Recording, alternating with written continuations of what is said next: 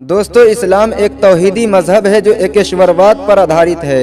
ये वो मजहब है जो अल्लाह की तरफ से आखिरी रसूल नबी मोहम्मद सल्लल्लाहु अलैहि वसल्लम के जरिए इंसानों तक पहुंचाया गया।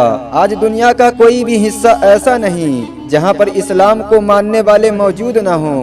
इस्लाम की मुकद्दस किताब कुरान करीम दुनिया में सबसे ज्यादा पढ़ी जाने वाली किताब मानी जाती है।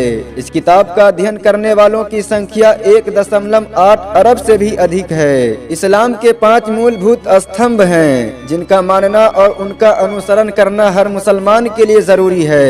अगर कोई मुसलमान इनमें से किसी एक का भी इनकार करता है तो वो अल्लाह की नजर में बागी माना जाएगा और उसका इस्लाम से कोई ताल्लुक न होगा।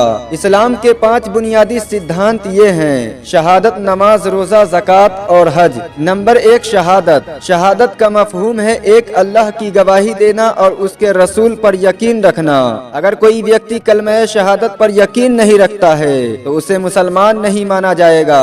इस्लाम में दाखिल होने के लिए कलमा शहादत का पढ़ना और उस पर यकीन रखना आवश्यक माना जाता है। कलमा शहादत के बोल ये हैं: ला इलाहा इल्लल्लाह मुहम्मदुर रसूलुल्लाह। नंबर 2, नमाज। नमाज इस्लाम का दूसरा और सबसे अहम स्तंभ माना जाता है। एक मुसलमान पर 5 वक्त की नमाज का पढ़ना फर्ज है। अगर कोई मुसलमान इन नमाजों को छोड़ता है तो वो गुनहगार माना जाएगा। हजरत मोहम्मद सल्लल्लाहु ताला अलैहि वसल्लम के दौर में जब भी कोई गैर मुस्लिम इस्लाम कबूल करता तो उसे सबसे पहले नमाज पढ़ना सिखाया जाता था। मोहम्मद सल्लल्लाहु ताला अलैहि वसल्लम ने फरमाया कि कयामत के दिन सबसे पहला हिसाब नमाज का होगा। याद रहे, नमाज किसी भी हालत में माफ नहीं है। नंबर 3, रोजा।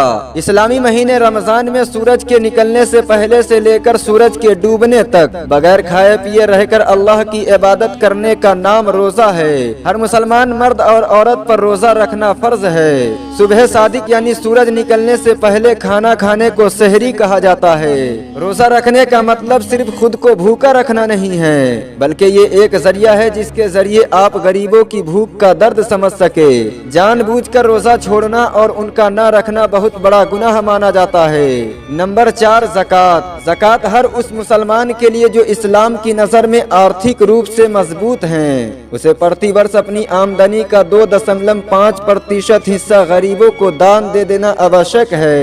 मुसलमान हर वर्ष अपनी आय का 2.5% हिस्सा गरीबों में दान करता है, जिसे ज़कात कहा जाता है।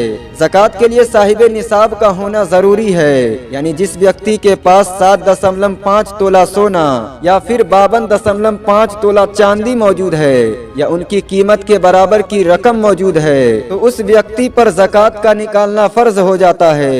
इस ताल्लुक से अल्लाह तबारक व तआला ने कुरान मुकद्दस में स्पष्ट तौर से ऐलान किया है कि नमाज कायम करो और ज़कात अदा करो। दोस्तों, ज़कात अदा करने के लिए कुछ शरायत भी हैं जिनका जानना हमें बेहद जरूरी है।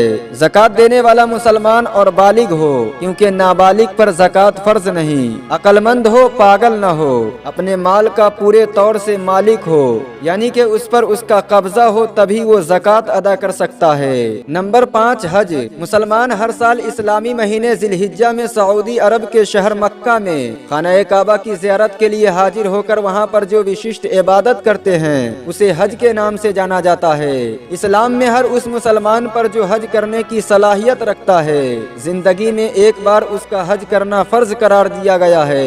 दोस्तों, ये जानकारी आपको कैसी लगी कमेंट बॉक्स में कमेंट करके जरूर बताएं। अगर ये वीडियो अच्छी लगी हो तो लाइक और शेयर जरूर करें। ऐसी और वीडियो देखने के लिए हमारे चैनल को सब्सक्राइब करें, घंटा जरूर दबाएं।